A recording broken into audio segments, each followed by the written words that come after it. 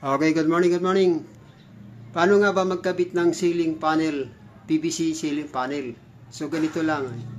At yan bumili ako ng zipper lens. Yan. Nilagay ko sa gilid, yan, paikot. Yan dito. Ganun. Tapos nilagyan ko siya ng cross para matibay. Yan. Sa kabila hindi ko na nilagyan para kasi kinulang ako ng materialis, so dapat yan diretso kasi para matibay lalo. Pero ang ginawa ko ay yung plastic na pang-aging ay nilagyan ko na lang ng glue gun para mas lalong matibay yan, yung gilid na yan. So yan, ito yung gamit ko ngayon, yung PVC ceiling panel. Magaan lang ito. Ito ay maganda sa kisame. Hindi mabigat. At ito ay mabibili lang sa Depot ng 360 ang isa. Ito. Yan. Ito. Yan. Yan ang gawa ko ngayon. Yan. Ako lang nagre-repair sa bahay ko. Yan.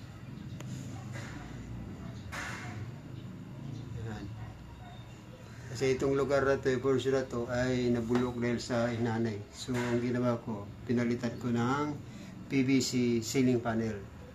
Ayan. Kaya, kahit ito'y umulan, natuluan man siya ng tubig, ay hindi na po siya masisira dahil ito'y plastic. Tapos, zipper lens na ang gamit ko. Kaya wala nang kakainin ng anay dito.